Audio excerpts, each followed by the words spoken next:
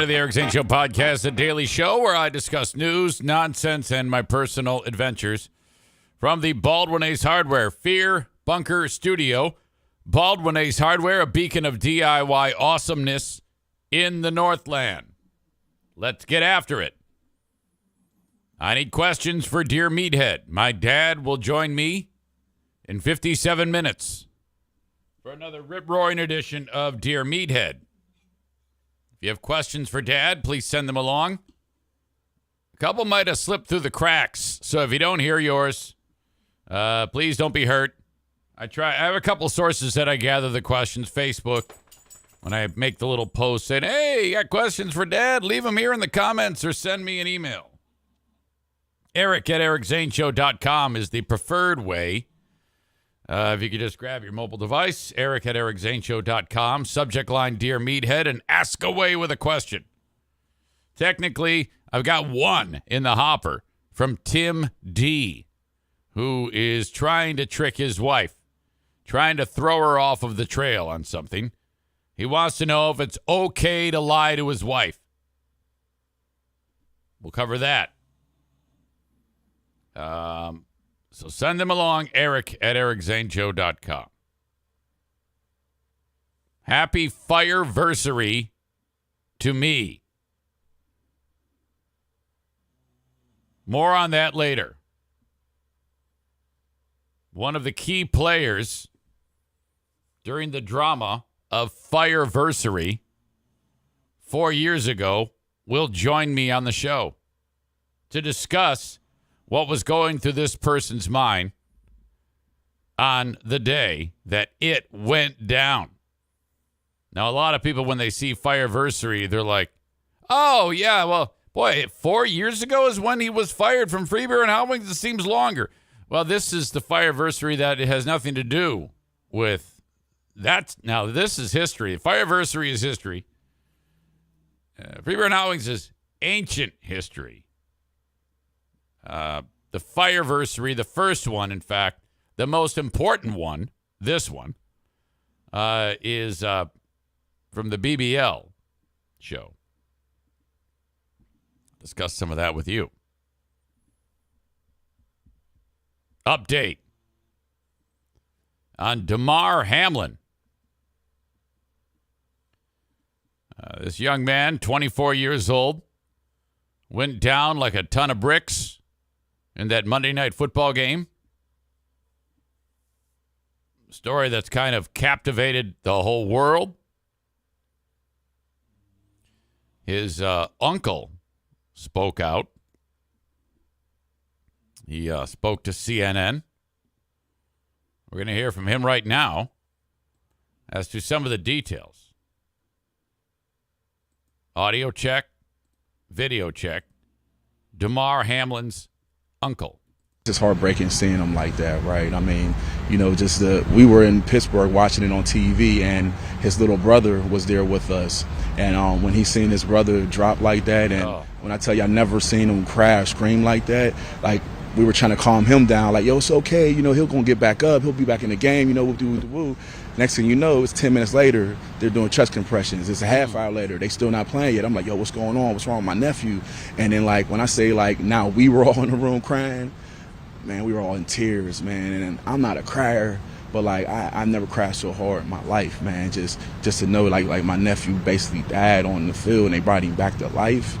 I mean, that's just heartbreaking. And to see all those grown men crying and all the emotion, man, it really was a gut punch, man. And I would have been crying no matter who it was, but for it to be my nephew, it had that much more impact on me, man. And I'm just glad he's still alive and able to fight and trying to get better and recover. You told me off camera your nephew died twice. Can you explain? Well, his heart had went out, so they had to resuscitate him twice. They resuscitated him on the field before they brought him to the hospital, and then they resuscitated him a second time when he got to the hospital. So I just want to show my gratitude for the medical staff that were on hand, because if not for them, my nephew probably wouldn't even be here. Wow. Oh, my God. Incredible. So I was watching the Today Show this morning, and they were discussing this exact thing on this dude. And what they do, once you get him to the hospital and then restart the heart, it comes back, it happens again. They bring him back. And then, now it hasn't happened since then, according to what the uncle said, or maybe it has. We don't know that. But I guess what they do is they sedate you to put you in a coma, I guess. And the idea is all they work on, or all they hope to cause to heal, is heart, lungs, brain. All right? And then it was described on TV that then they slowly will decrease the amount of oxygen that you're getting going through the tube, because they're trying to get him to breathe on his own. And then they slowly bring him out of the sedation to see if he'll start breathing again. And then, if it's not quite the way they want, they put him back down, put him back into more of a deeper sleep. I guess they put him on his tummy, face down. And the idea was it's easier for the lungs to operate when your body is in that position. I was reminded of something.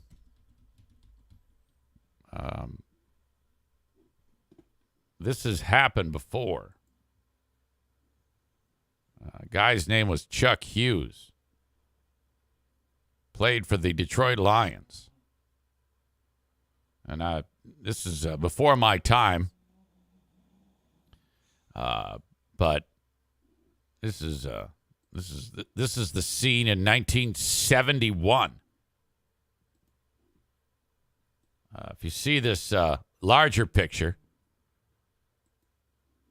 Hughes was just same thing. He just went down. Look at Dick Butkus, the most feared man ever to play football. Probably is going to want to step on his neck here. Now, this guy did not survive.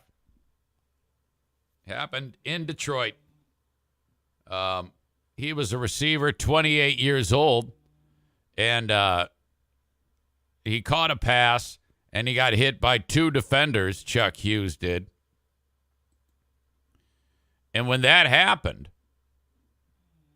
a blood clot that he had from another condition, which they didn't know was even there, broke free. And that started this sequence of events that led to this guy having a cardiac arrest on the field, and he died. And, back then, I mean, that if you look at this,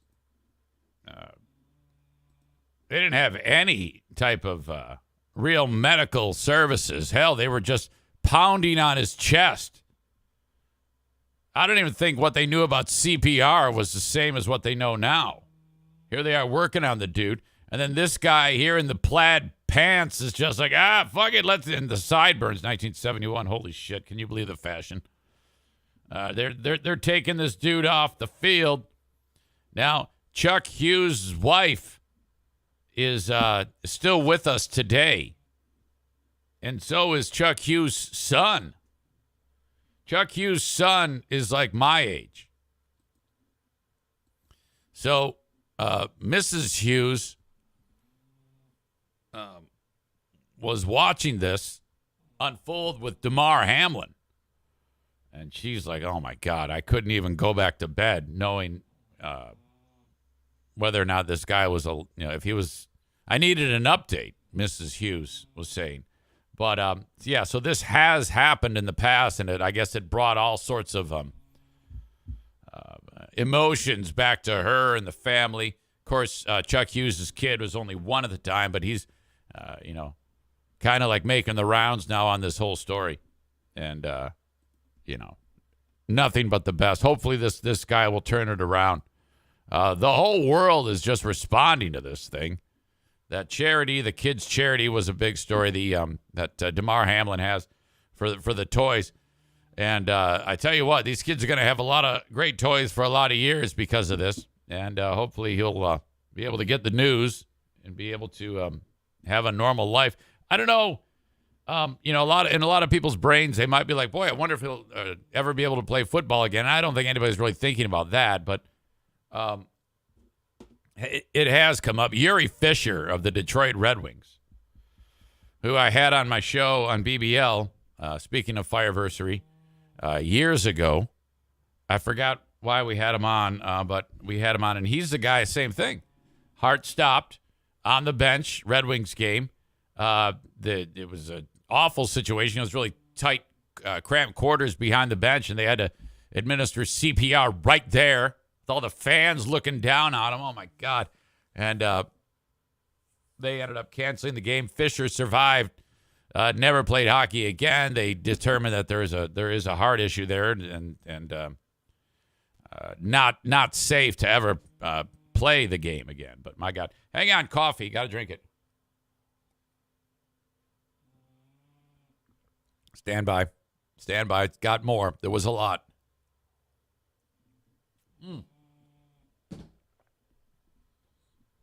Okay.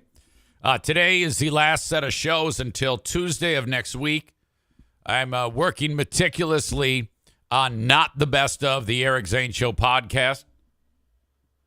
All right. I have that. I've been working my ass off on getting those shows together, which, in fact, has kind of limited me. There's only so many hours in the day, and being a one-man show, something's got to give. And what has given has been my 1 week ago plan for running in preparation for my half marathon on Saturday morning at the crack of dawn, well before the crack of dawn, at the Magic Kingdom. And now it's more like, just fuck it. I'm not doing a fucking thing. Now I've steadfastly planted my flag, and I don't give a shit. I'm just going there to make it, trudge my way through 13.1 miles, get a picture with Mickey, picture with Snow White, picture with any other Disney character I can wrangle on the course, because they're actually on the course. Mile marker, and there's Pluto and Goofy running around, and Snoopy or whatever the fuck. Is Snoopy a Disney? Snoopy's not a Disney character. What the fuck is wrong with me? Snoopy. What an asshole. All right. So there you go. Again, dear Meathead questions. Eric at ericzaneshow.com. I'm going to need you to answer the call. Chris has sent one. He wrote, Dear Meathead, hey guy, one of my New Year's resolutions is not to drink for the month of January. I found out a lot of people are doing this. It's called Dry January. My question is, what advice would you give those of us who are doing Dry January? Thanks and Happy New Year. It's a great question. Send them along. Eric at ericzaneshow.com. Subject line, Dear Meathead. 44 minutes to Meathead. All right. 4 years ago today, at this moment, I was in my car driving away from the radio station. I had fallen ill. I threw up at 7 a.m. It was a show with myself, Ben Glaze, and Sam Mills. We were all in the studio. Sam would visit from time to time. Sam was at a point in her career where she wanted to be on the radio. So she had left, what do you call it? Town Square across the street, left that Connie and Curtis show. Connie, God rest her soul. Got out of radio for a period of time, back in radio. Now she's trying to get back on the air. And so she had a kind of like a behind the scenes job at Cumulus, but strong talent and funny. She would come up and we'd just have a good time, laugh on the air. Happened all the time. Oh, no, I don't feel good. Vomit. Okay. We had some comedian coming in at 8 a.m. from Dr. Grins. Right about the time that guy got there, I barfed again. Leading up to this, the days leading up to this, Lori Bennett, the boss there, I'd noticed she seemed no longer interested in show-related things. And it didn't dawn on me then. But looking back on it, she seemed disinterested in what was going on the show. And this was different because she was always interested in what was going on the show, to a point where it was it was micromanaging. And I don't even say that to be insulting. It's just the way it was.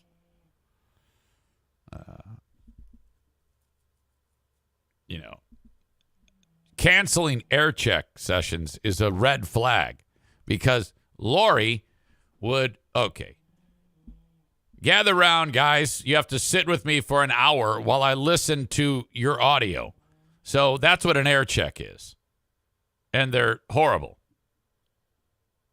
You have to, okay, so we go on the air and talk for like 15, 20 minutes, Ben and I, and then we play some commercials. On a show like ours, where you have that long of talk segments, it's difficult to quote unquote air check. Air checks should be, typically they used to be, before long form conversation started to happen on the radio, where, you've got a 2.5 minute segment where the highly planned and scripted and fake laugh and bullshit like that.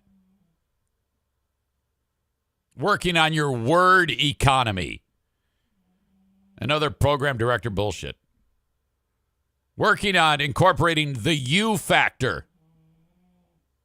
Okay, that's what air checking is all about. So, but what it was for us with long form conversation, when you're doing top of mind stuff and talking about current events, or there's some conflict between you or something going on the air or some bit of drama, none of that's scripted. None of that is pre-planned. You're just doing it. So it's very difficult to air check that type of content. But yet there we were in her office, Ben and I sitting there as uncomfortable as fuck, with Lori listening, just looking at the ground, not cracking even the slightest smile at shit that I know was funny.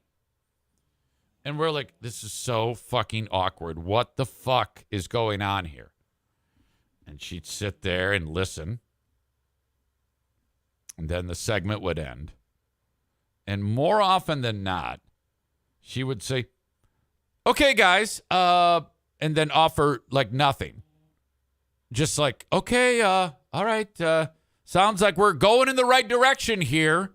And we're like, what the fuck? I mean, why do we have to do this? It was horrible, but we had to do it. Well, that stopped leading up to the firing. And it's like, oh, yeah, hey, your air check session's canceled for today. Yeah, I got a lot going on. And that should have been a red flag to me. She doesn't, it's because she doesn't give a shit anymore because we're about to get fired. They're going to change the format of the radio station. Also, leading up to that, there was rumblings at the radio station that something big was going to happen. You know, the country station had been on 94.5, and then BBL was on 107.3. And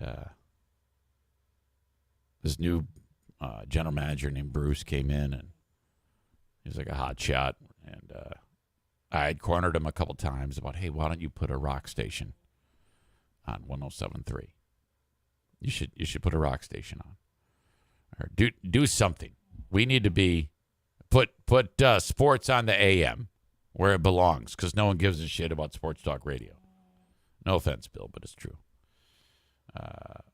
And then put a rock station on, and I'm like leaning into that, hoping that some of that'll stick, but I'm not sure. Little do I know, they already have a plan.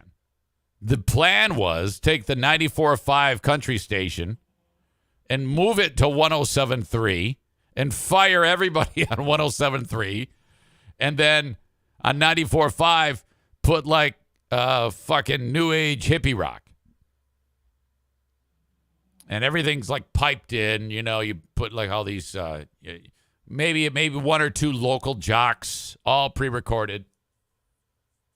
Money-saving effort. It's all bullshit. So then I see Lori in the hallway. Hi, Eric. And then she just keeps walking. Hey. She's clomp, clomp, clomp, clomp, clomp. She used to wear these spike gigantic heels. I'm sure she still does. I mean, and you could hear her walking down the hallway and think, uh-oh. And everyone in the building would know it.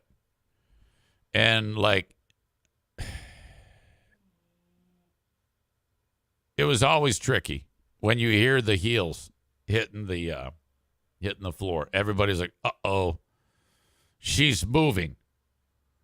Where's she going to go? What's going to happen? What awkward interaction is going to take place? Oh, my God. Oh, my God. Fuck me. So, all right. No big deal. And what's interesting about Lori is when she started, she was different than when I got fired. Because when she started, for a long period of time, there was like a honeymoon period where you thought it was going to be a wonderful relationship.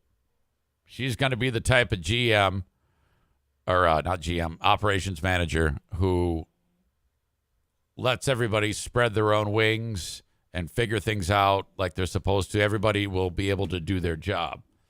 And then one day, like the flipping of a switch, she became like this hard ass who is micromanaging. And we're like, oh, fuck. We were duped. We were convinced that it was going to be okay, and it's not okay. And so then for the rest of the tenure there in BBL, we were incredibly micromanaged. Oh, shit. I used to have to, before, when I would do a show, I would write down what we're going to talk about as we're getting ready to start the show, which is what I do now. I spend, when the show finishes, like this show finishes, I then have 22 hours to figure out what the hell I'm going to talk about leading up to the next day's show. And that's what you're supposed to do. Because you let the day unfold, you go to bed, you wake up, you see where the news cycle's brought you, where your brain is, you file it all, you write it down, and boom, you're off and running. It's simple. Lori wanted me to physically write it down on a document, every single thing I'm doing, and send it to her. And I had to like write out my teases, and I'm like, oh, fuck. And I've never had to do this. So that before I went to bed, I had to send an email with all of this shit. And I'm like, and I'm trying to convince myself that this is great and this is appropriate. And all right, I guess, but it still sucked. It was micromanaging. It was painful. But whatever. She suddenly no longer gives a shit. And I should have picked up on it. So back to the day. I barfed for the second time.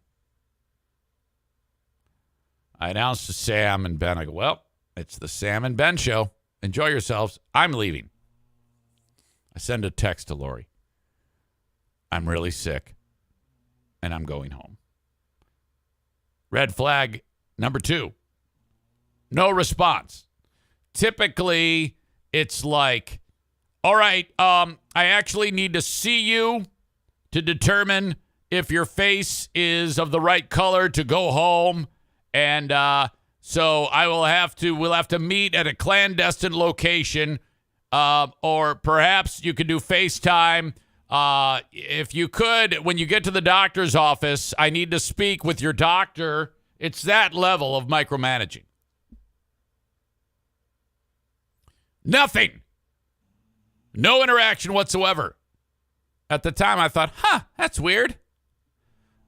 But what she was doing was she took that information and she reached out to Bruce and said, today is D-Day. Today's the day that we're flipping the format and all these fuckers are getting fired. And the main guy we have to fire just left. Shit.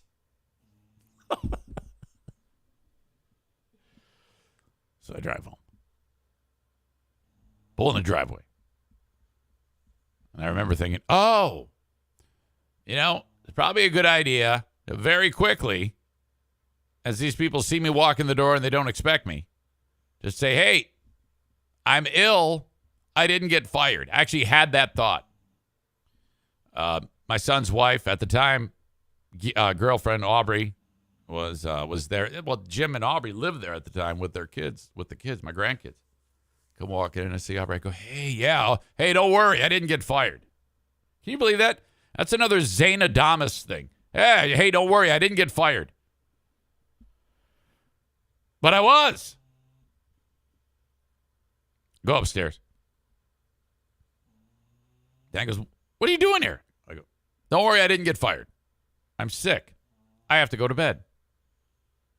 Oh, okay. All right. No clue whatsoever. Pause the story because back up. These things are popping into my head again as 4-year Fireversary happening right now. There was a moment in that week leading up. So we return from work from the new year, and then January 4, we get fired. There was a period. Again, we're leading up to this big meeting where there's going to be an announcement about the radio station. So we were all excited about that. Where I was in that studio, all the studios are wired together. And if you hit a certain button, I can hear a conversation in other studios. If they're in the room talking shit about you and they close the door, I can hit a button and hear their conversation. And I don't know if that was intentional, but I discovered it by accident. So Tony Gates, who now is no longer in radio on LAV, he walks by and we started having a conversation about the upcoming change with what we anticipate is going to happen, like I was telling you.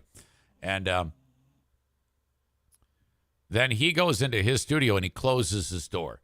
And that was a red flag. I was like, why is he closing his door? Because he never closes his door. In fact, there was a time during my time there at BBL that I requested that they close the door because they always scream and yell at each other on the show, and it bleeds through into our studio through the producer's mic, which has an open door.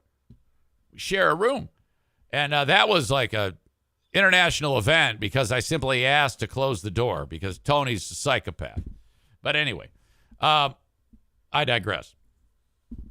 He goes in there, he closes the door, and I go, well, that's weird. So I go into my studio, and I hit that button I was telling you about, and I hear a conversation. And they're talking about, he has no idea. And about format flips and shit. They're basically saying what's going to happen. They are aware. And I'm like, what the fuck? So I heard it all. I should have processed it. I should have known it was coming, but it didn't imprint. So when they actually did fire me, I was surprised. I swear to God I was. I should have immediately have gone on the air and started talking shit about them or something. I don't know what the fuck I should have done. But I should have been well aware, but I swear I had dismissed all of what I had just heard. So as we're leading up to that day where the format flip is going to take place, I'm anticipating it's going to be a great day. I'm going home sick. And they had called an afternoon meeting to announce some type of changes. And we were all looking forward to it. I had a conversation with Sam Mills, and I was like, hey, they're not going to fire. Actually, it did occur to me to some degree. They're not going to fire us, are they? They're not going to flip it. No, she said, no, come on now. We did not believe that at all. So I go home, I'm laying there sick. And then I noticed that my phone is vibrating. Like, bzz. A little bit of time passes. And it's under the pillow, and I can feel it, and it's waking me up. Oh, shit. What the fuck is going on? Who wants me? And then I look at the text messages, and it's Sam. Marcus and Ben just got fired, and they're looking for you. Oh, no. Oh, fuck. I was freaked out. One of the buzzes, the vibrating, was a message left for me by this guy, Bruce. And Crystal. I wonder if I still have that. I don't think I do. I reached out to Crystal today, who was part of the firing. No, I don't have it. And I said, I go, do you still work for Cumulus? Yes. I go, okay, never mind. I was going to have you on the show to discuss Fireversary. I called. I'm laying there, and Bruce is a very nice man. Eric, we're flipping the format of 107.3, and we have no place for you, so we're going to let you go. Sorry I have to do it over the phone. I understood. I said, no big deal. I've been fired before. I'm not, it's fine. It was so not a big deal. But that's where it gets really wonky. Because at this point, I'm like, well, okay, thank you. I'll swing by in a day or two and get my headphones or whatever the fuck.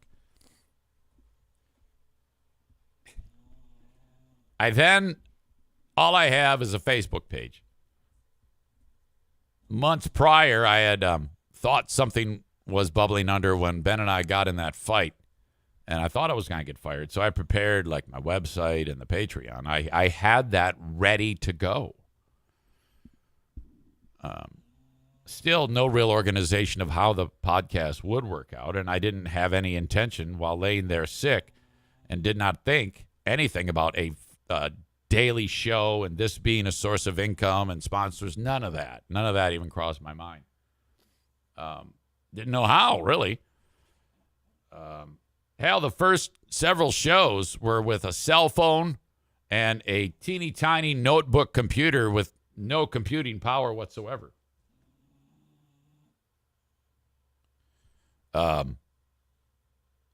So where was I? Shit. Oh, I go to my Facebook page, and I leave I did a Facebook Live whenever I got fired, and I announced Ben, myself, Marcus, and I said Bill Simonson got fired. But Bill did not get fired. Bill had known that he wasn't getting fired, and I'm 99.5% sure Bill knew I was getting fired. Now, I don't hold that against him. That's kind of the nature of the beast. He didn't do anything. He just kept his mouth shut, which is rare. But I announced that we all got fired. Bill announces, I'm not going anywhere. You're going to hear the huge show. And I'm like, what the fuck is going on? So then after a little bit of time, I go back to my Facebook page and I'm locked out of it. I don't have access to my Facebook page, which when I arrived at BBL, I had already had established my own Facebook page, my Facebook fan page. It's mine. But remember I told you about Lori and the micromanaging? Months earlier, she's like, I need you to put me in charge of your Facebook page. And I agreed to do it. And that was a mistake. Because this is where I started to hate on Lori. She was always annoying, but I started to hate her when she locked me out of my Facebook page. So I called Bruce. Bruce, she locked me out of my Facebook page. I need her to let me back in, and I need her to take herself off as an admin right now. Okay, hang on. I'm on hold for 10 minutes. He comes back. Yeah, he makes up some excuse why it's not happening. Yeah, I don't know where she is. I'm like, Bruce, this is my lifeline. This is all I have. I can't take no for an answer here. Give me my Facebook page back yesterday. This is wrong. Nothing. Hours pass. God damn it. Now I got to call my lawyer, get him involved in all this bullshit. He has to call Bruce. Finally, that jackass, I find out I didn't get notified or anything. I just happened to look, and suddenly I'm back in charge, and she is finally off it. That pissed me off so bad. Oh, my God. And that led to this. That was a Friday, January 4th, 2019. Sunday, January 6th, in the evening, I sat here, did this podcast. I talked about the Patreon. Ton of people signed up for the Patreon. That bought me the time that I needed to think. Because when I left BBL, I got my last check. That was it. There was no big buyout or any of that shit. It was just, see you later. Whatever. Good riddance. Had no idea what the fuck I was going to do. It was starting this podcast, and then it might have been an audience member suggesting you should just do it every day and then try to build it. And it hit me like a bolt from the blue, I did a few podcasts in a row consecutively, and then I was on a walk with the dogs, and then I said, I think that, I'm going to give it a go. At this point, Don Veltman from Back Alley Comedy Club reached out and said he wanted to sponsor the show. He was my first sponsor of this show and this current setup. Rick from TC Paintball was too, still a sponsor today. Also early in that, Irvine's, A&E Heating and Cooling, Henry Steffes. Remember Henry? Several others. And it was enough to cobble together time. I was just looking to buy time. All right, I have this money coming in, which will keep us funded for a month. 2 months. Okay, now I have 3 months. And if I do nothing else, if I do not lift another finger, we will be able to survive for 3 months. So I kept lifting my finger and slowly but surely built it. And wow, fucking A, thank you. I appreciate your support for helping populate it. If it hadn't been for you, because sticking with those early shows especially was incredibly important. I frankly was still figuring out how to do a monologue style show. It's not easy. You have to put your brain in a frame of mind of speaking with no one talking to you for 2 hours. At the time, I was looking back on some of those old podcasts, and they're like 15 minutes long, 20 minutes long. And oh boy, just trying to figure it out. And then as more and more sponsors came in, it just was able to establish itself, I guess. Looking back on some of the comments from the moment when I was listening to Tony and Michelle talk about your old pal Eric Zane, Kenny writes, they can be referring to me. Oh, well. Ryan, did you not pick up on it at all? Like I said, I think I did, and I had a pit in my stomach. And then, honestly, I would turn on the microphone again and do our show, and I would forget about it. Ryan says, I love the idea that of all her rehearsal of the great firing, and you walked out the door on her screwing her little plans. She is still there to this day. And I have been none too nice to our old pal Lori over the years. I started referring to her publicly as the Cersei Lannister of radio. If you know Game of Thrones, you know what that reference is.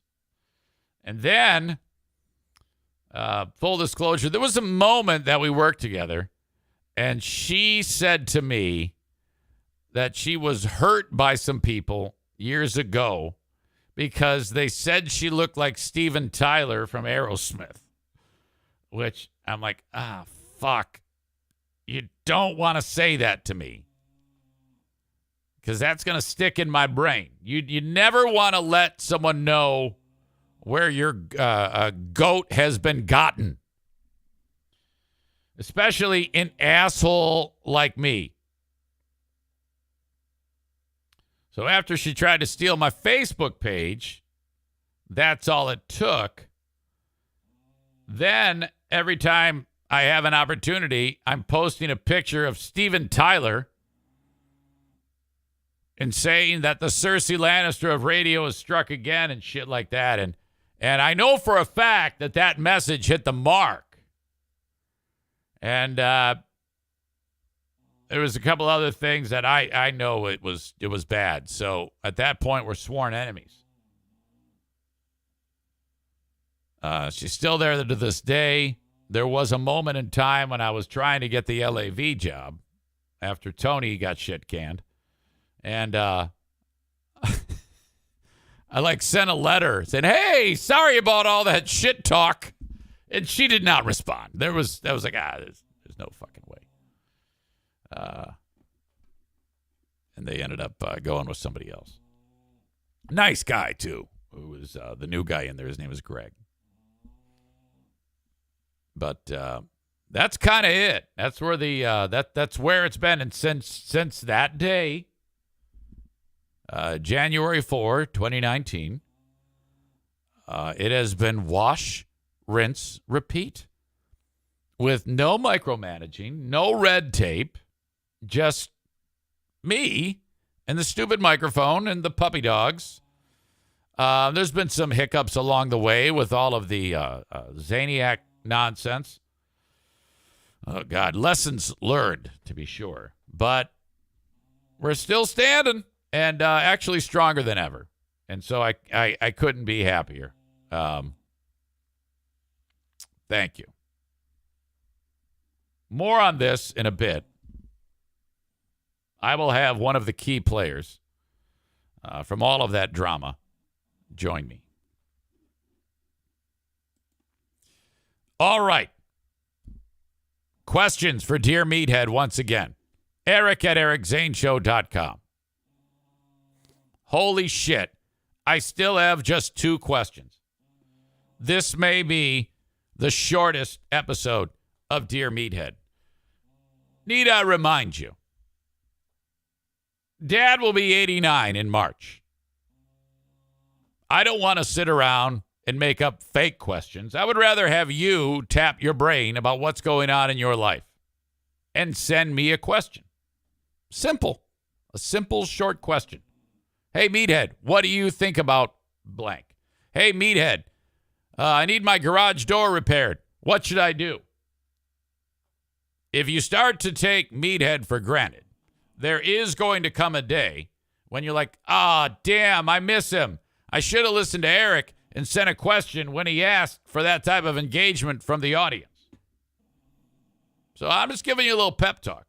He's not going to be here forever.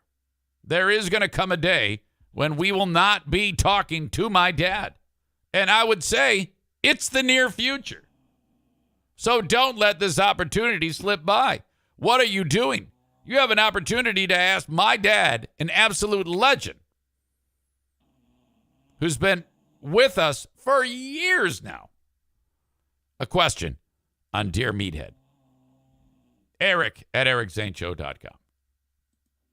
Thank you. One of the things that's kept the podcast going strong has been Patreon. Patreon.com/Eric Zane. With more podcasting after the podcasting gets done. Ad-free, listener-supported Patreon. Patreon.com/Eric Zane. Patreon.com/Eric Zane. Yesterday on Smarter Than a Former Drug Dealer Trivia, we had an exceptional M. Night Shyamalan plot twist. No bullshit. You got to hear it. The contestant is connected to Dale in the weirdest of ways. And Dale really comes out of his shell with this contestant named Russ. And it's fantastic. It's really nice. It's a nice thing that happened. Dale blossoming before our eyes with his sobriety and being on the right side of the law is another outstanding story that it has a lot to do with the show. I'm not saying we caused him to get sober, but we've been able to follow along with all of his adventures because of his commitment to living life appropriately, not behind bars. And that had impact on Smarter Than a Former Drug Dealer Trivia yesterday on Patreon. So 11 bonus shows per week, most weeks. Not this week, but most weeks. Because we'll be skipping the Ben and Eric Patreon podcast and Who Are These Zanes this week because of time. And I'm leaving for till Tuesday. But anyway, patreon.com/Eric Zane. You got the Lost Zane recordings, a daily Patreon bonus, Smarter Than a Former Drug Dealer Trivia, the Insane Asylum, which I believe just dropped. I had done it ahead of time. It's there. That's my 2-hour music-driven radio show on Northern Michigan's Q100. Of course, the Lost Zane recordings, old shows from BBL, as I release them in order twice a week. The aforementioned Who Are These Zanes and the Ben and Eric Patreon podcast. That's a lot of podcasting for $5 or $10 a month. Be part of the Patreon crew. By the way, I guess on Patreon this week, Zanadamus struck again. This happens a lot with me, where I say something. I don't necessarily make a bold prediction, like this is going to happen, but it's said, and then it happens. The day before I was fired from Free Beer and Hot Wings, I said on the radio, and I don't have the clip in front of me, but I said on the radio, I don't know the context, but I said, I'm going to get fired, and I'm going to do a podcast called the Eric Zane Show Podcast from my house. I think I said from my basement. I don't know why I said it, and obviously the event had not yet happened yet, the shot clock incident that would lead me down to the next day, making fun of Joel's pants, and then for that heinous act of doing that, getting fired. But I predicted it in a weird way. That happened again on Monday of this week, and I'm going to play it for you. It happened on Patreon. I wasn't even aware of it. Somebody had to tip me off about it. Tag Accounting, 616-301-9516. The accountant of choice. You should have your taxes done by Troy Ginzer. Tag Accounting, certified public accountant. Accounting and tax services. Okay, so let's just say you're Joe Blow and you have your job and you earn a bunch of money, and then it's time to do your taxes. You're going to get a bunch of money back. To get the most money back, Tag Accounting. You call Troy, 616-301-9516. A member of his helpful staff will answer the phone. Yes, I'm brand new. Eric Zane sent me. I want Troy to do my taxes this year. You're going to pay him north of $100 to do your return, and then that's it. To begin that process, you'll have to upload a couple documents from the previous tax year to their online portal. They'll give you all the instructions you need to do that. Very easy. Just do what they tell you. And then you get a little note that says, hey, we are doing your taxes on February 8th at 10 a.m. Please keep your phone handy. If we have any questions for you, we will pass those along. Before that happens, you're uploading your W-2s and the usual shit. He already has your tax history because you sent that along. And then he does your taxes. And then he says, good news. You earned this much. You're getting this much money back. We're sending it right to your bank account. Done and done. That way, you don't have to sit there number crunching, getting pissed off, screaming at your wife, getting shit-faced drunk. Hey, honey, I did the math. We're getting back $15 million. I think you might have done that wrong, dumbass. Also, tax services, if you want to establish an S-Corp, LLC, whatever it may be, or your business. He could be the accountant for your business. He does that for me.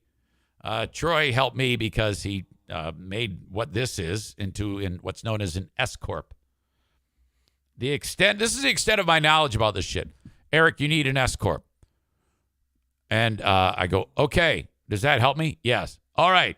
And then he explains it all to me. And then I go, stop. I don't care. Why? Because you're doing it. That's why I'm paying you, right? Yeah. Okay, good. If I need shit, just let me know. If I have to sign shit, let me know. Otherwise, you're in charge. And then I pay him a few bucks a year, and he's in charge of the S-Corp. It's the Eric Zane Show Podcast Accounting Department is what that is. Tag Accounting, 616-301-9516. Bennett Flooring Installation, Jacob Bennett, another longtime sponsor. 616-318-0167. I salute you. Thank you for believing in me so long ago. If you want your flooring installed right, call upon Bennett Flooring Installation, 616-318-0167. If you're in West Michigan, that's who you call. You'll get it done right the first time, and it'll be the least amount that you will spend to get flooring installed professionally. Thank you, Jacob. Thank you, Darwin from Johnson Carpet One Discount Outlet in Granville, Michigan. Run by his right-hand man, Kent, drop the E, add a U. The Discount Outlet is one of two stores. The main showroom is just down the street. That's where you can walk in and get an espresso. You take off your shoes. They put slippers on you and red carpet treatment. Discount Outlet, march in there with your old Silverado pickup truck and say, yeah, I need 1,500 square feet. Put it on the truck. The best-selling brands and styles are on the floor. You pick them off the pile, put them in your truck, and go home. They buy the shit in bulk and set it up there, and you pay a lot less than anywhere else in the entire state because they buy so much of it. Mohawk, Shaw, carpets, tile, laminate, vinyl plank, hardwood, ceramic. Johnson Carpet One Discount Outlet. Mention my name. Save 10% off of the already lower than crazy amount price you have there. All right, I'm already behind massively. Trying to put this all together. I'm going to rattle off these next three sponsors. I'm going to play for you Zane Adamas, and then I'm getting Dad in here. First of all, advertise with me. Reach out, Eric at ericzaneshow.com. Put your business in front of the audience. Thousands of people every week listen to this show. Be part of it. Send me an email, and I'll tell you how it works. Eric at ericzaneshow.com. Like Irvine's Auto Repair, Grand Rapids Hybrid, and EV. Thank you to them. Years ago, we got started, and here we are today. Okay. Early bird drop-off, late bird pickup, free rental cars, the best service technicians in all of the state, constantly being re-educated, family-owned, lady-owned, veteran-owned. So the whole family is there. You got Jamie. She's the big swinging ding-dong. She is a veteran. She owns 99%. Her husband, Eric, fixes the cars. He owns 1%. He's in charge of all the techs. Numerous people that work with him. Daughter Megan, this empire will one day be hers. is one of the smiling faces that helps make sure that you are scheduled and ready to go and booked. And, oh, my God, get you that loaner car. They're the best. 616-532-6600. We eat at Bosco's Pub. Oh, I can't say it. I want to say it, but I can't say it. I got to resist the urge to tip you off to something cool. But so I am. Sorry. Sometimes things pop in my brain. Bosco's Pub in Hudsonville, Michigan. Love them so much. Go get a burger. Go get a cold beer. Go get a stiff drink and a stiff ding-dong at Bosco's Pub.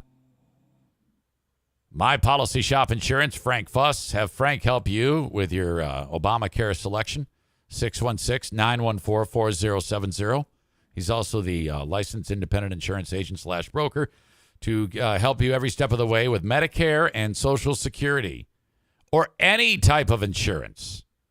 What I'm telling you is, if you need any type of insurance, call Frank and he will help you every step of the way. His services are free. That's the best part. I love saying that. 616-914-4070. Before I bring Dad in, all right? This happened on Monday. This is what's being described as a Xanadamus moment.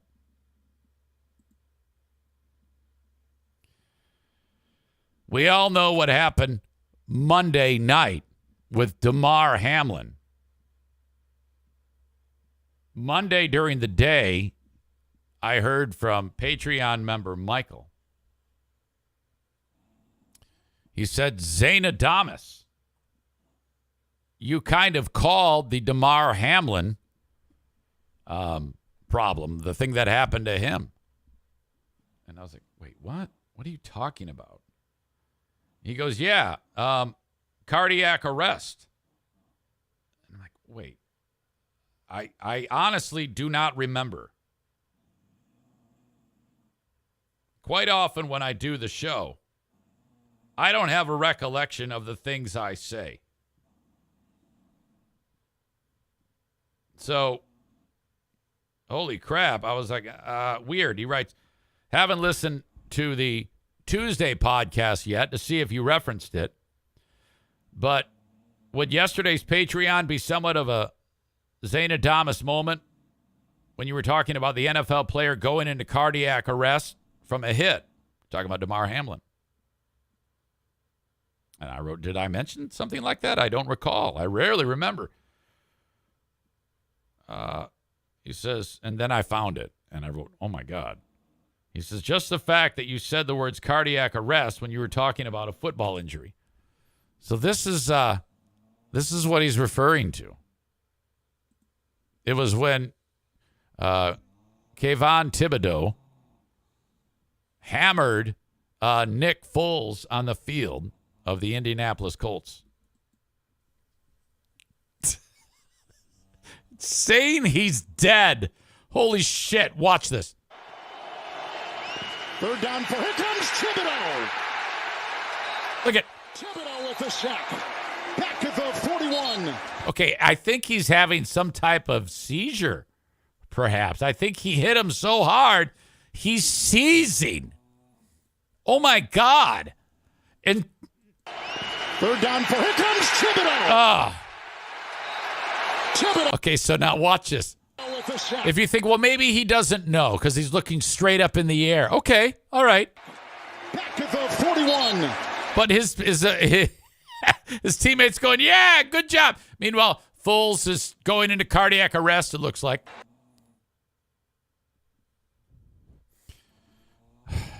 I don't know. Of all the things to say, that was Michael's point. You actually said cardiac arrest, which is the term that has been talked about as what happened to Damar Hamlin. Cardiac arrest.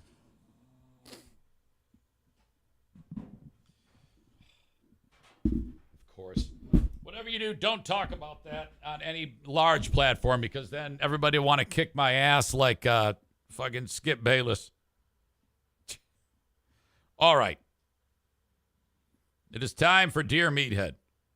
Brought to you by Baldwin Ace Hardware. Baldwin Ace Hardware, a beacon of DIY awesomeness, a fifth in the Northland.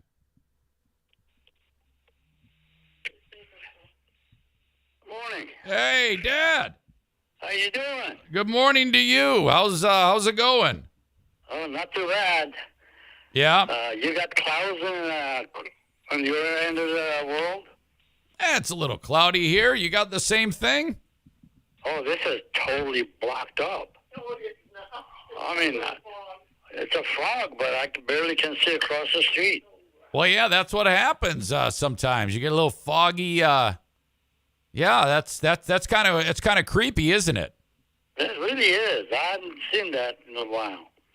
You should. Well, yeah, that's sometimes a problem. In fact, where I am, Dad, last night we had thunder and lightning. Oh, really? Yes, for some reason things were weird up there, and it started giving us a little thunder and lightning action. Wow. So, wow. Dad, did you see the story about the football player who had a heart attack on the field? Yes, I did. That's a shame. Is he all right? Well, they're still evaluating him, and I guess this might take a little time for him to come around. Did he get hit?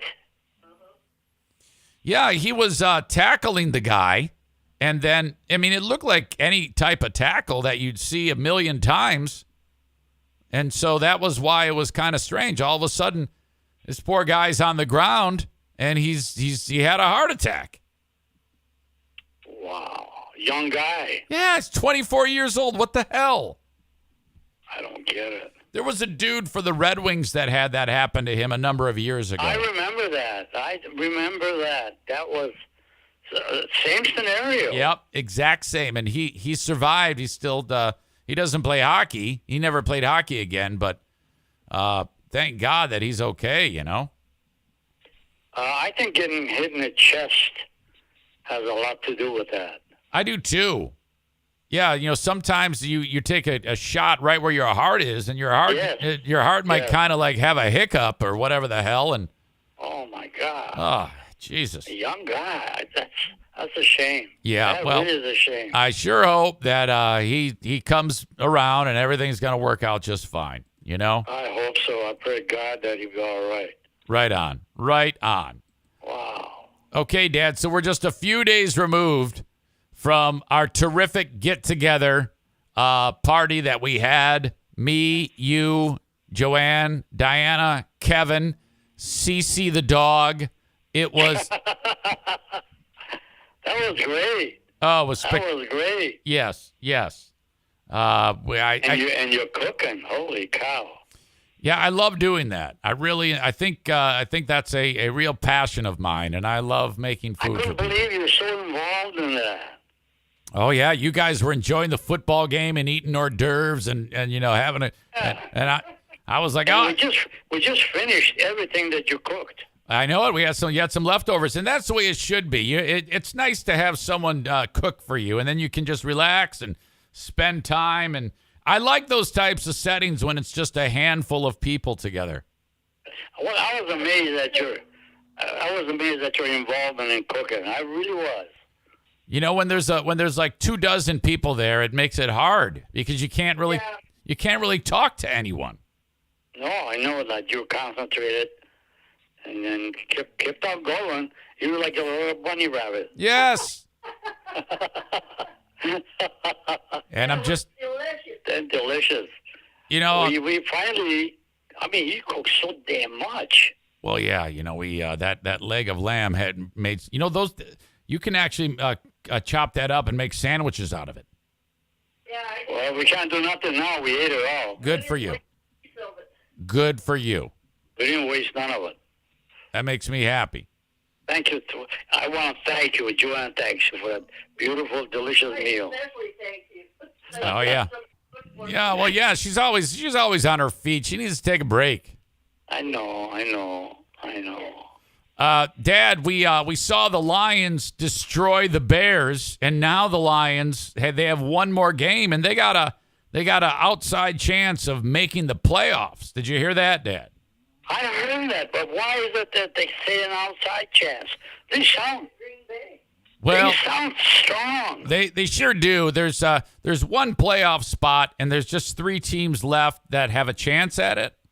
So the one team, Seattle, they've got the best chance. Really? Yeah, and so if the Lions beat the Packers, and I think that they can, even if the Lions beat the Packers and Seattle wins, the Lions will not be able to make the playoffs because Seattle beat the Lions earlier in the year. It's called a tiebreaker.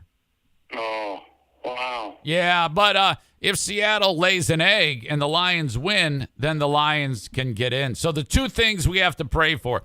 Early in the day, the Seattle plays Los Angeles.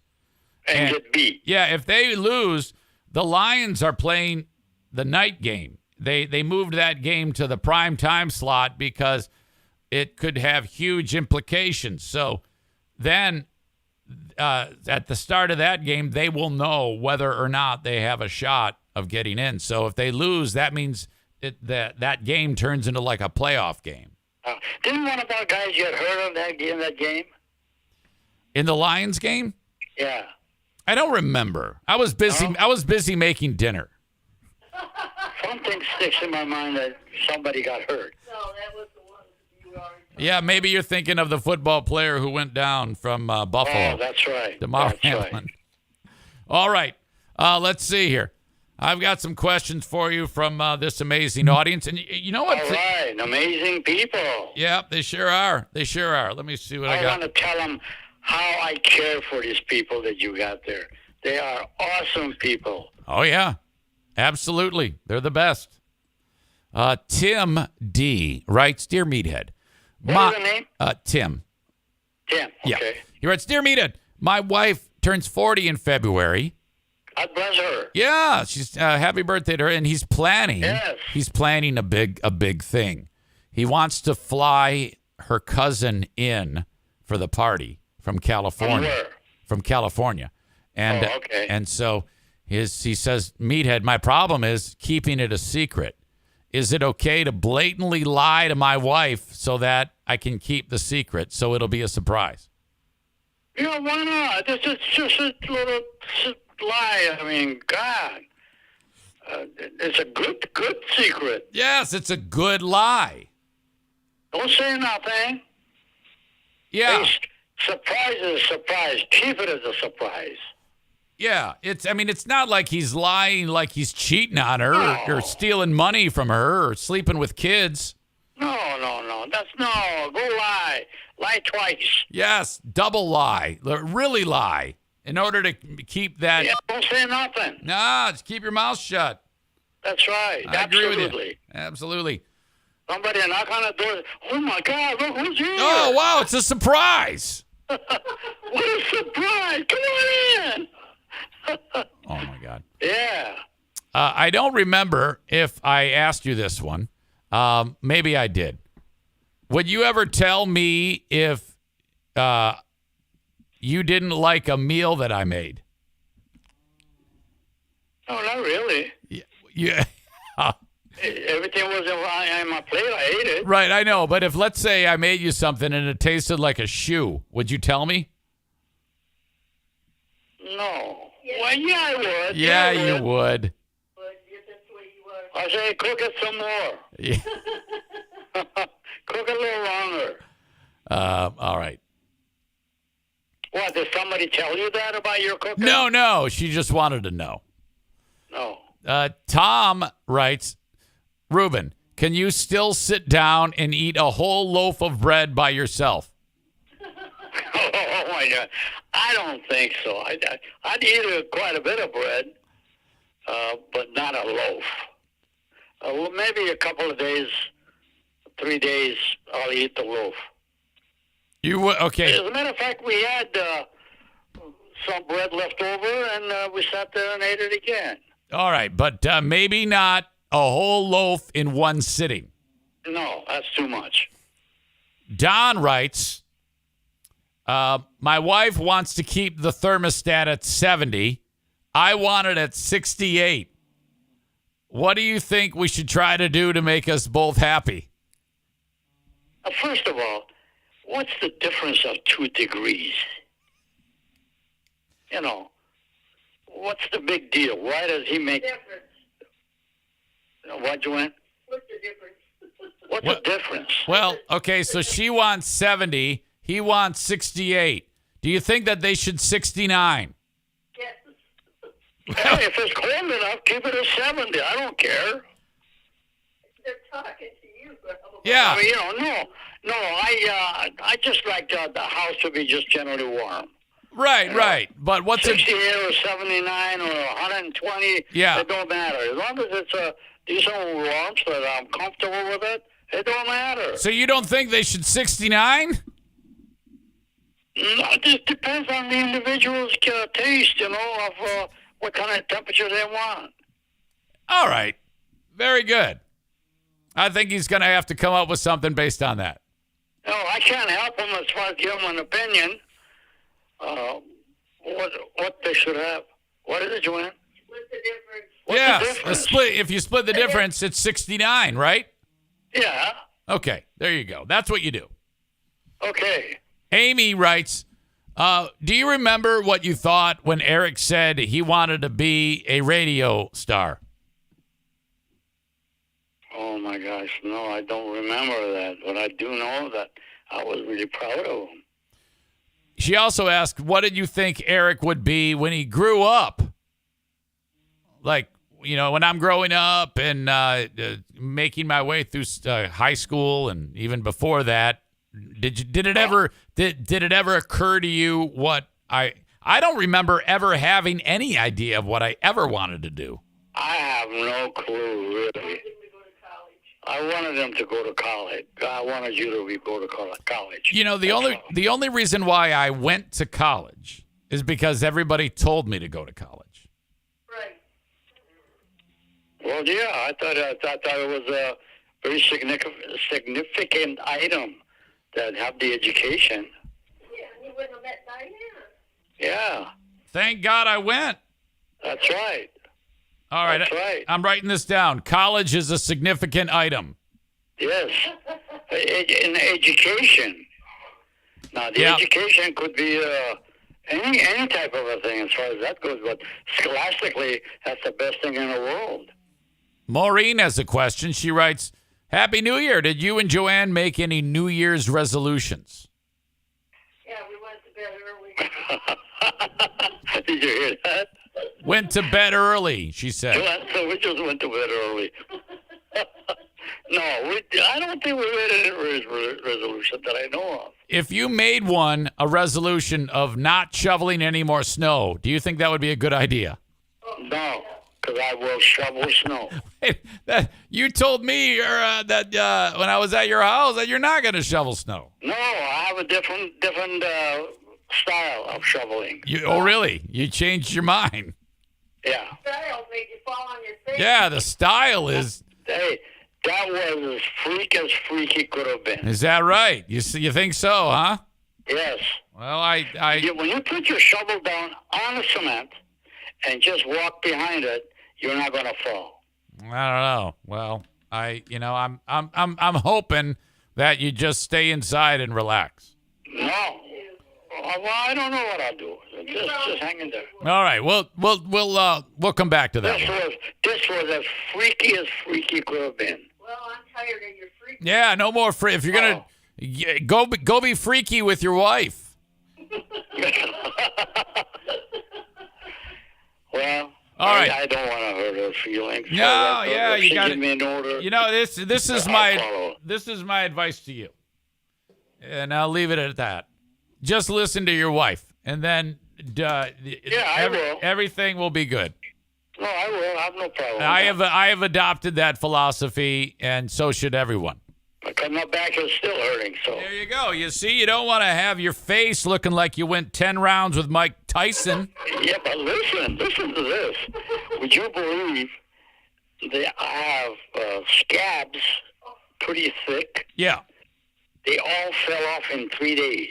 Well, that's not amazing. That's what happens. I mean, I thought that would be with me for about 10 days.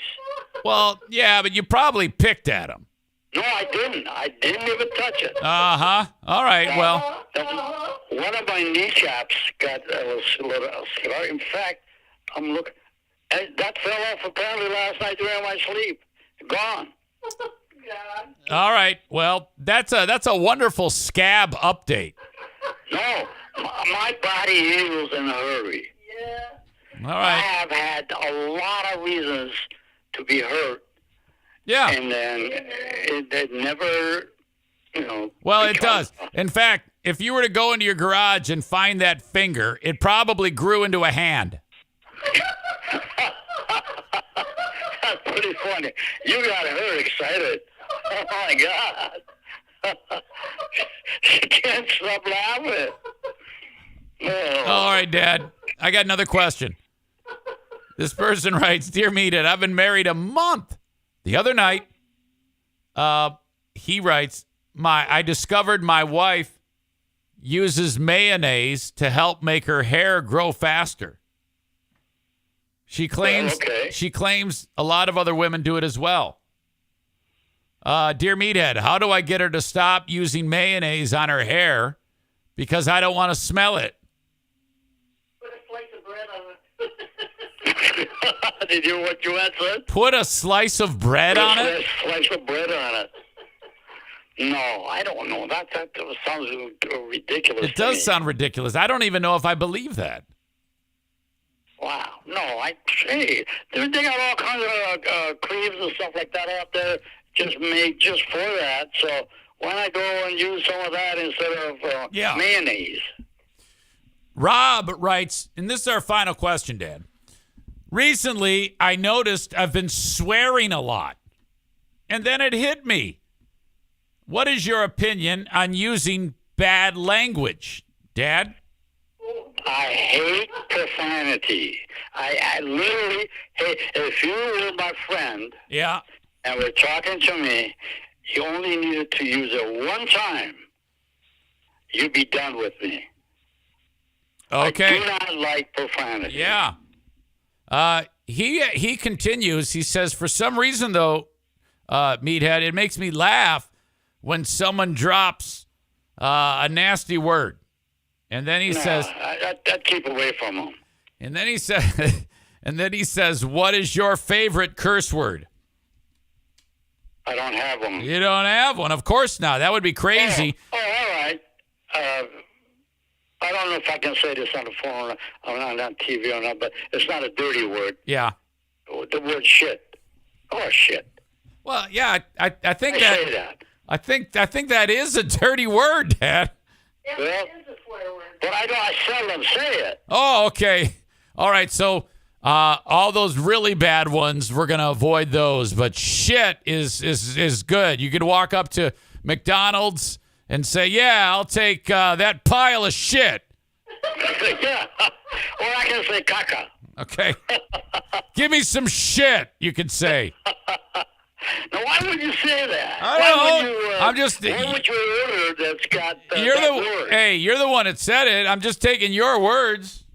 I mean, I said that's what I might use or I will use. All right. I got you. Oh, shit. You know? Oh yeah, you might say it that way. Ah, shit. You know, like you're. I do. That's what I do. Right. So when your face hits the concrete, you're like, ah, shit. I didn't have a chance to say oh shit. Okay. All right. Well, I'll wrap it up with knowing that college is a significant item. Yes. I know about the scabs and your healing powers, your amazing healing powers. Yes. And yeah, that's that, Dad. That's all I have for you. Do you have any things to say in closing, Dad? And in reference to that healing power, I can dance a jig right now. Of course, you can dance a jig. That it wouldn't surprise me at all.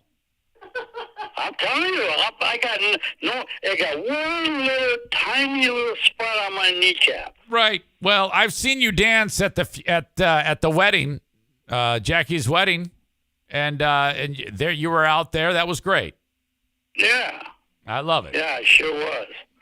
Okay. Well, I appreciate you guys so very much. Everyone loves you, And you know what today is?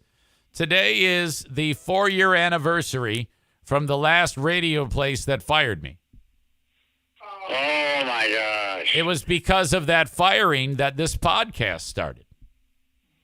I'll tell you what, I was so disappointed in your idiots that you had a job from them because you were such a magnificent radio guy. Oh, it's fine. I still have this, and this is going just great.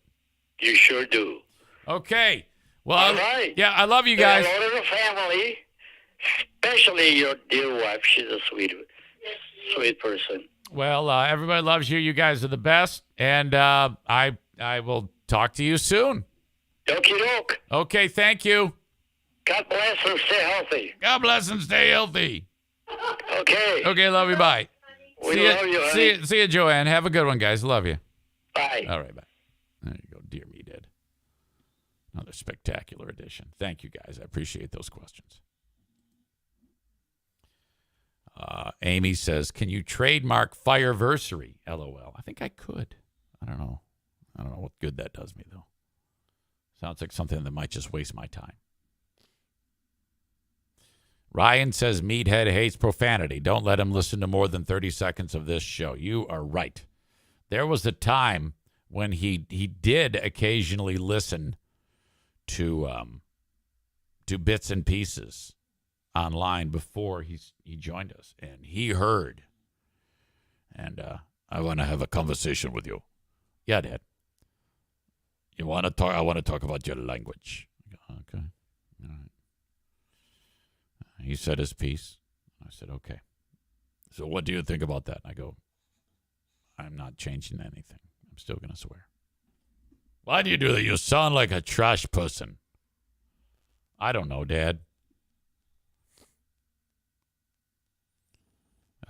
Chris says they are the best. It's true.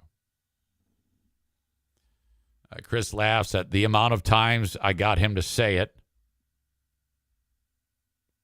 Rakeem then asks, how many years have you worked in radio? Boy, that goes back. Because, let's see. I graduated high school in 1988.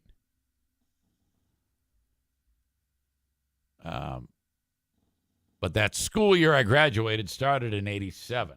So that means 1985 school year, 85, 86. I would have been 15 years old.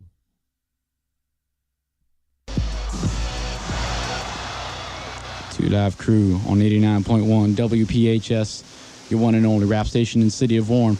We're back after a long departure, 3.5 months to be exact. We're going to keep it going with Heavy D and the boys.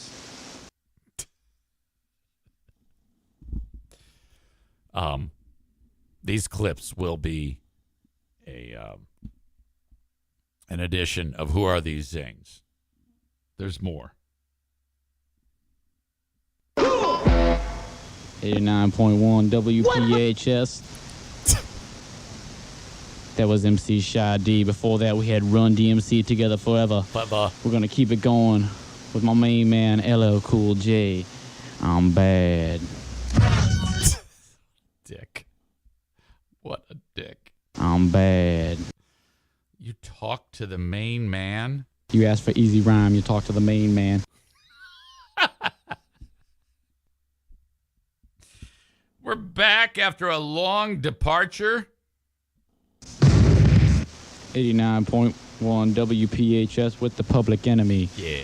We're going to keep it right here with Gonna Get Yours. That was 2 in a row by the Beastie Boys. Wait a minute. I thought you said it was Public Enemy. What the fuck are you doing? Rock Hard and She's on It. Now here's Public Enemy. Well, what is it? Hold on a second. Let me break this down a little bit. We're coming out of the Beastie Boys. All I need to say is Beastie Boys, 89.1. Here's Public Enemy.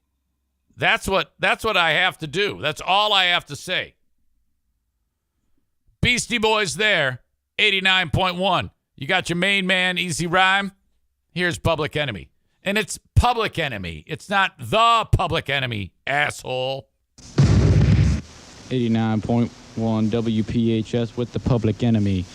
We're going to keep it right here with Gonna Get Yours. That was 2 in a row by the Beastie Boys. Rock Hard, and She's On It. Now here's Public Enemy. So I'm talking out of the Beastie Boys, saying, here's 2. Beastie Boys ends. Here's 2 in a row by the Public Enemy. That was the Beastie Boys. Here's the Public Enemy. Asshole.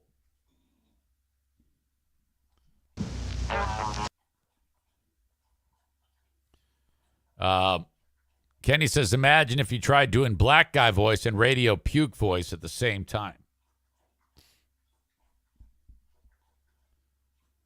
Yeah, because when I went to Z93, I was like, oh, I had developed that. On WPHS, it was more like my natural voice, but just I'm trying to sound like a black man. Yeah. Which is ridiculous. Amy likes present Eric yelling and swearing at past Eric and calling him names.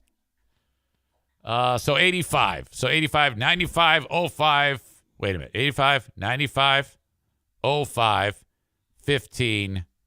We're approaching 40 years of doing this. This is all I've done.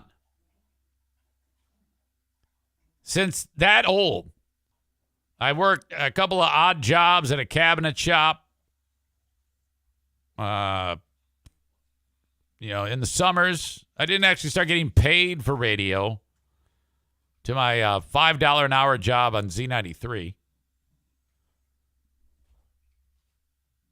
All right. I have a guest that I'm bringing in that was witness to the Fireversary. Witness to the fire. The firing, the change, all of that shit.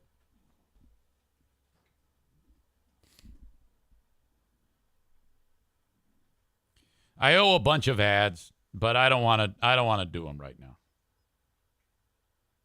All I want to do is talk to this legend.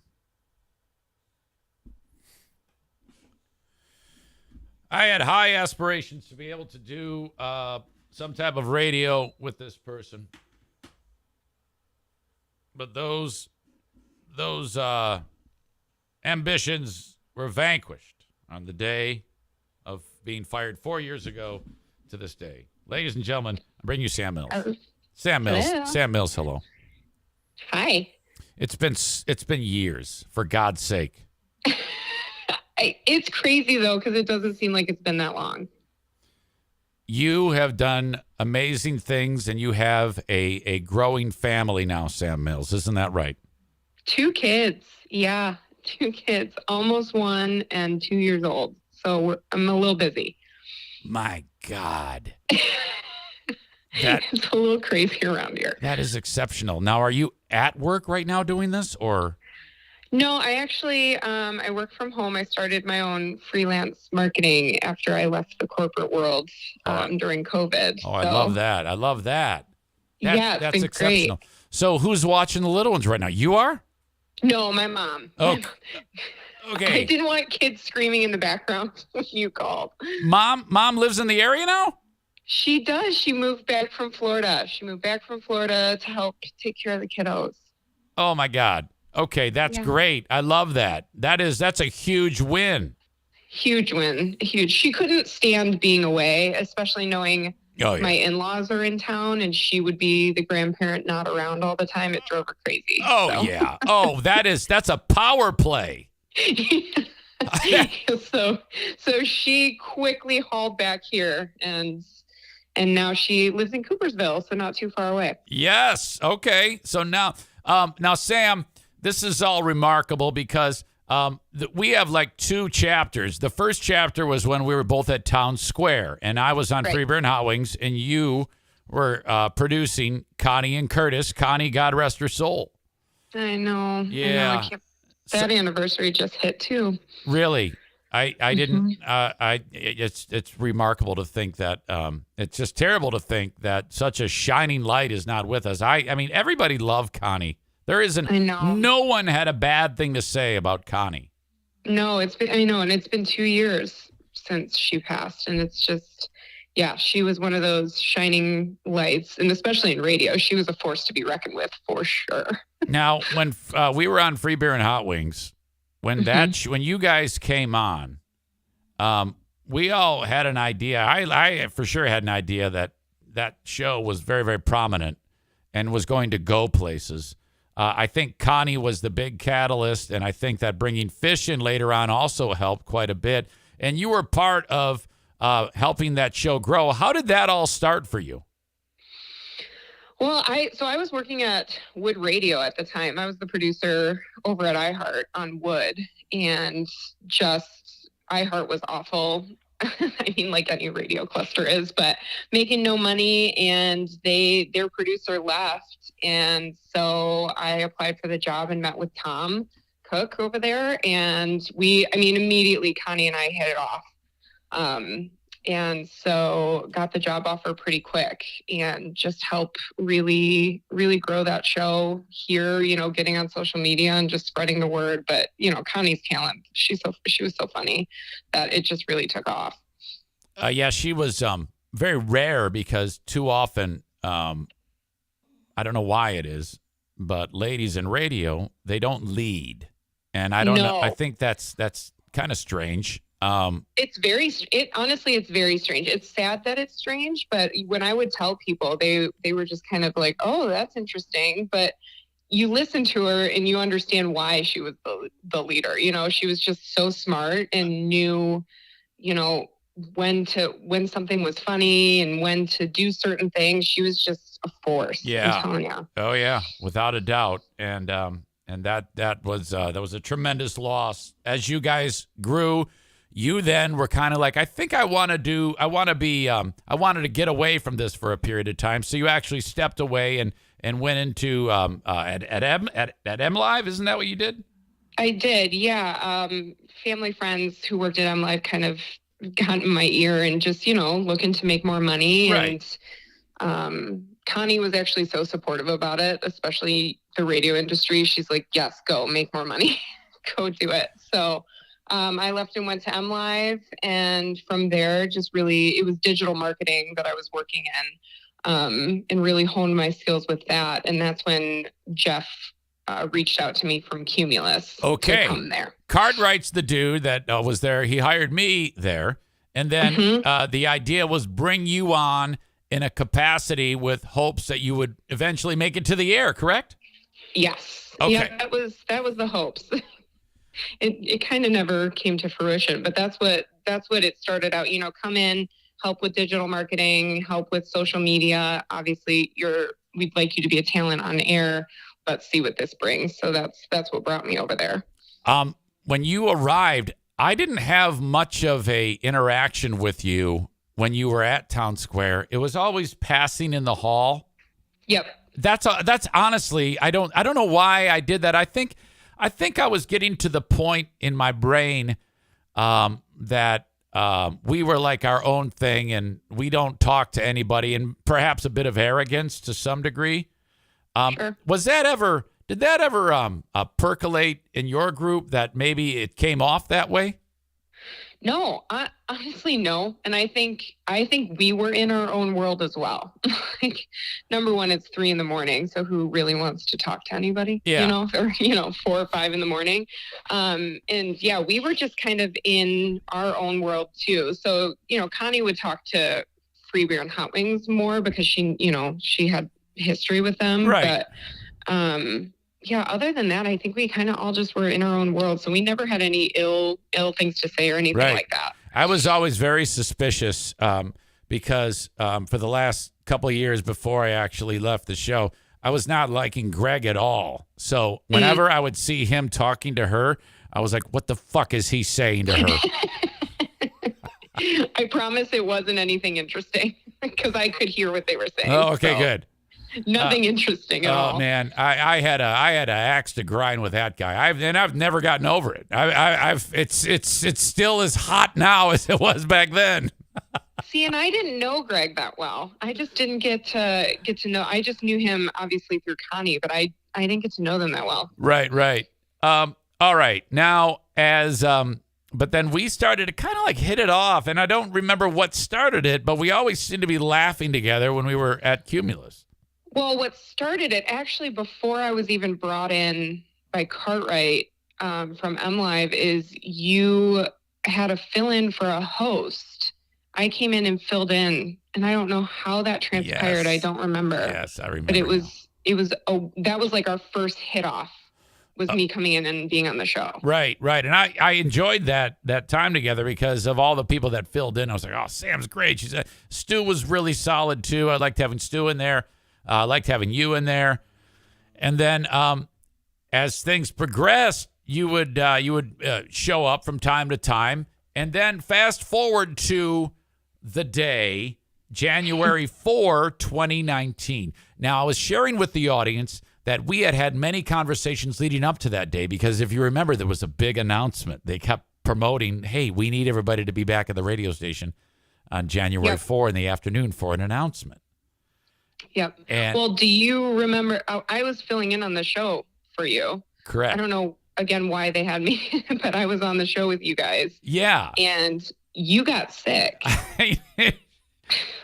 Yeah. So, like, we're doing this show. Everything's going great. And all of a sudden you look at us and you're like, I have to go to the bathroom. Yep. I do remember that. Bailed and didn't come back. And so then when I left, you guys had a comedian in, and Ben was, his usual awkward, hilarious self. And yep. You guys did your best to keep the car on the road for an hour and a half. Now, I'm at home. Can you take me through the moment that I'm not there when doors start opening and people are being called in and you're starting to get an idea that something weird is happening? Yeah, so we're sitting there, show ends. Ben and I are just kind of, shooting the crap, talking. And then we hear the news, and now I'm going to space on his name. Marcus? Marcus, yes, thank you. That Marcus was let go. Now, if I remember, didn't he wasn't he allowed to actually say goodbye? Yeah, so we heard it. There was a rumble. I think Travis, who was the producer on Tony's show, said something. He said, I think something's going down. Then Marcus comes in the studio and says, I've been let go. I need to leave the building. Oh, wow. What? And he didn't have time to say anything because he had to be escorted out of the building. Walk of so shame. He just kind of grabbed his stuff and left. And so then Ben and I go into that, little producer studio that we shared with Tony. Yeah. To edit and do things. And Ben and I are sitting there, and all of a sudden, Ben gets an email that he needs to go downstairs. Oh. And he's freaking out. And I'm trying to tell him, you know what? Maybe it's just them talking to you about Marcus leaving, like trying to lift his spirits. I'm like, Don't worry, it's going to be fine. Don't worry about it. It's going to be fine. It wasn't fine. Oh, no. I was very wrong because he comes back upstairs and he had the engineer following him. And it was very awkward because they were just like, you can't save anything from the computers. You can't do anything. You have to leave. Yes. And good for Ben because he fought back a little bit and was like, I have audio on here. I have things that I need to keep. And they just would not let him. Oh, wow. It's like, okay. So he leaves. And then that's when I texted you. And I said, it's going down. Have you heard anything? Do you know what's going on? It's getting bad. Yeah, and that's where I pick it up because I was laying in bed, the phone under the pillow, and you know how you can hear the vibration? Yep. It was you. I was like, what the fuck? And then I saw the text. You're probably like, why are you bothering me? Stop. And then it said, call missed. What the hell what's the guy's name? The boss. Jesus. Was it Kurt? Or no, it was Bruce. It was Bruce. It said Bruce Law, missed calls. Like, oh no. And then I listened to the voicemail. Hey, Eric, it's Bruce. We got something very important we have to discuss with you. Can you please call us back? Oh, no. The fact that I screwed it all up by getting sick had to have been. Well, and Lori came in right after you had left. She did. And where'd Eric go? Oh. Of course, I had my issues with her anyway. Oh, and I was who like, didn't? He was sick. Who didn't? He was throwing up in the bathroom. Yeah, she, her and I, oh my God. You know, Well, she's the worst. And I can say that. I don't care. I hope she hears it. She is the absolute worst. Oh, she hears She's it. the worst. I guarantee you she hears it. And in fact, after I got fired, she tried to steal my Facebook page. That's right. When I got that back, then I was like, all right, now you're fucked. Because then I started referring to her as Cersei Lannister of radio. That's right. And then do you remember our little loving name for her was, Steven Tyler? Steven Tyler. I had mentioned that earlier, and she. So that hit her right between the eyes, and I know that because after Tony got shit canned not long ago, I actually applied for the job, and the idea was, well, I'll just keep doing the podcast and that. In hindsight, that probably would have been too much for me to do, because it takes a lot of time to do this podcast, so that would have been difficult. But there was no chance I was going to get that job because she hates me. But I did reach out to her, and I said, "That's hilarious." I sent her a note. I love that you just give no shit. Yeah, Like, I don't care. I said, "Look, hey, I know things were bad, but I can probably help you if you need a morning show. If you can put all this shit behind you, I would love to try." And she did not respond. Hilarious. That's hilarious. Well, I mean, after you left, things just really went downhill. And I had an issue with her because she kind of portrayed this image of, I'm going to take you under my wing. She was so nice to me, offered me support, when things were just bad, and was just, you know, almost like, let me be your mentor type thing. So I was like, okay. Women in radio, we got to stick together type thing. And that switch flipped real quick. The minute she became my boss, it was bad. It was so bad. It was so bad. I mean, she wrote me up the day I came back from my honeymoon. Wow. Yeah, because I didn't find somebody to fill in for my voice track show, my little tiny voice tracking show that was on at 9:00. Right. And I was like, that's not my job. It's not my job to find somebody to fill in. Right. It's someone, and that's true. And I mean, she was, just a tyrant. She made my life. We used to joke because she'd wear heels all the time, and like the clomping of the shoes would give me like heart palpitations when I'd hear her coming down the hall. It stressed me out. What's crazy is you don't know this, but 45 minutes ago, I said the exact same words. You did? I was talking about the heels and the impact that had. People would wince. We were all like, "Uh-oh, it's moving. It's moving." And and we're like, "Uh-oh, where's she going to go? Where's she going to go?" And I have heard through the grapevine. Do you remember we used to have to fill out those surveys about and the company would ask you, "Are you happy working here?" And I have a lot of inside resources that are still there.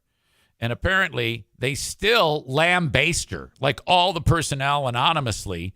Just tell her they echo what you've just said. And how she's able to maintain stability there is incredible. What the hell is going on? Well, and even as a boss, so then when I was laid off, this was probably 6 months later. If so, I don't even remember. But Bruce had emailed me, in typical radio, like, "Hey, can you come down at the end of your shift?" which was at 1:00. And I was like, "Fuck that. No, I'll be down right now." It was 9:00 because I just knew. Right. And went downstairs. It was a very weird layoff. Like, he just kept apologizing over and over. And I was like, I don't know what you want me to say back to you. Yeah. And then they let me just go back upstairs because the engineer was off at a different site. So I had full access to everything upstairs. Whoa. Like, I could have gone on the air and just swore up I could have done anything. Yeah, that's a mistake. And my key card still worked 2 days later. And Lori I didn't see her. So they lay me off, and then I hear nothing from her. She doesn't come and find me. She doesn't say anything. She doesn't text me till 2 days later. And I was like, no, like as a boss, it was so wrong. It was so wrong. God, man, Jesus. So that was that. I have a funny story about radio for you because it's become a lot has changed since we worked. I mean, it was bad when we worked in radio, and it seems now that it's gotten even worse. Do you agree with that? Oh, 100%. Even my husband says, thank God you're not in radio anymore. And I knew I mean, you know my history. My parents were in radio. I come from a big radio family. Yep. So growing up, radio was just this epitome of the coolest job in the entire world. And when I was going into it was right when things started getting bad. And my parents were saying, don't go into radio, don't go into radio, don't go into radio. But at the time, you know, I'm in college and I don't want to hear what anybody has to say. So I went into it and quickly realized, how hard it is. And unless you're willing to give your absolute all to this company and work a million jobs for the amount of pay for one position, like, you know, you're just not going to make it. Yeah, that's entirely true. And I still have, like I said, people who I talk to, and I'm hearing what's happening, and I start to, I don't want to say PTSD because that's a pretty serious thing, but I start to feel anxiety and bad, and so I'm glad that I'm not. Have that specter looming over me. Now, it's still very hard to make a living doing something like this. It's a lot of work, but I prefer it over that bullshit. Well, I mean, thank God. Think about it. Could you imagine having to go in there during COVID?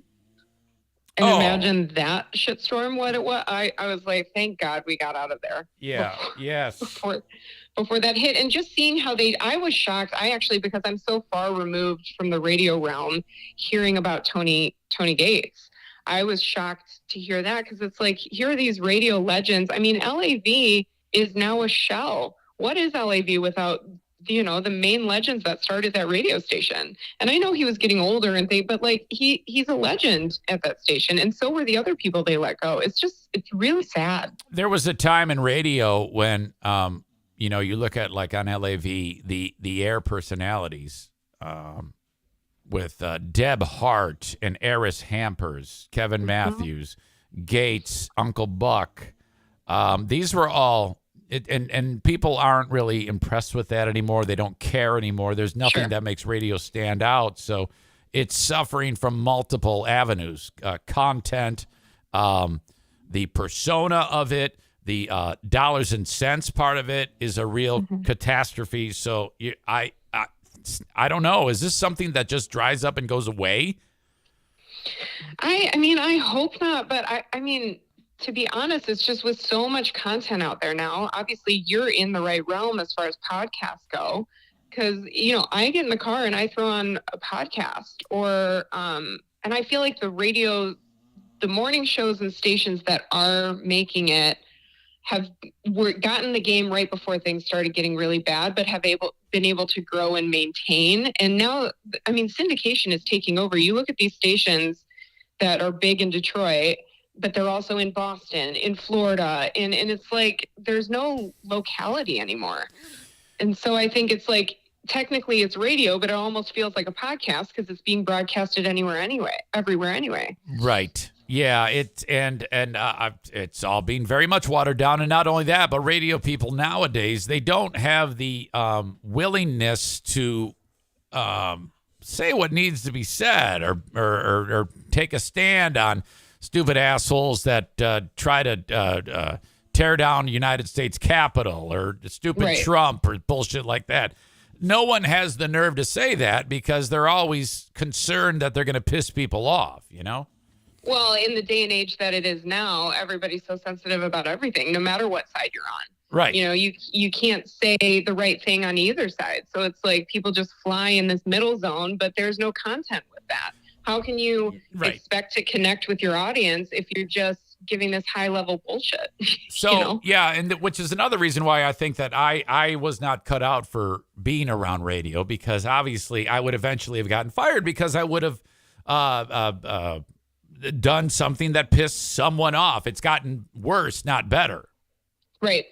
I agree. Well, and that's why, I listen to my podcast, or I don't even really watch the news anymore because on either side, it's just gone that way. If it's just this high level, everybody's talking about the same thing. Everybody has the same opinion. And it's just like I want to connect with somebody, and on the flip side, I want to listen to people who have different opinions from myself, because that's healthy. That's how we grow. When you're flipping radio stations and they're all saying, everybody gets everything from that same source, so it's the same stories regurgitated in a different way over and over and over again.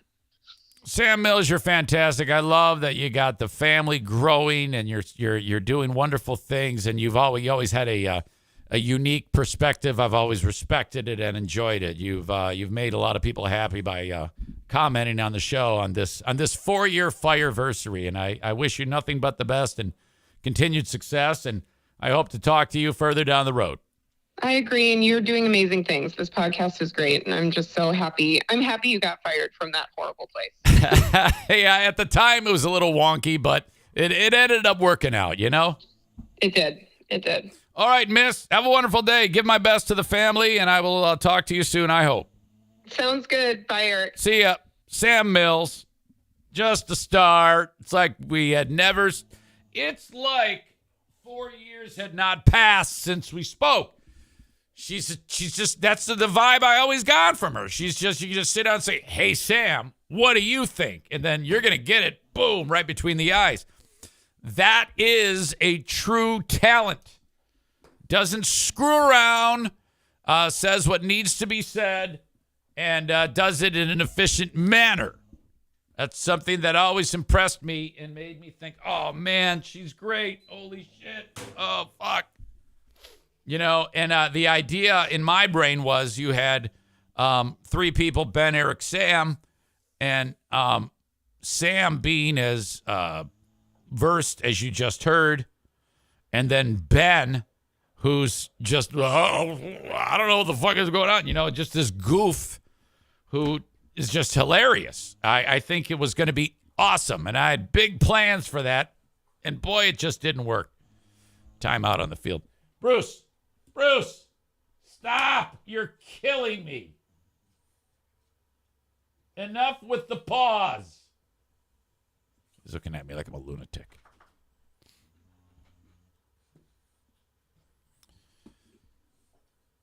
I'm going to go long today. Blue State Rob says Eric, Sam, and Ben would be better than today's Free Beer and Hot Wings. That's not saying much. That's like an insult. We'd kill them, though. I can promise you. We would kill that show. I spoke with Eris Hampers just the other day. I'd established contact with him years ago. Sadly, some of you may not know, but Eris developed throat cancer. Never a smoker, by the way. And he has no voice anymore. His voice was taken from him.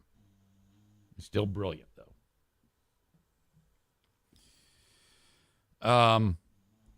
Deb Hart passed away. She drowned. Uncle Buck passed away. Gates is, I don't know what the fuck he's doing.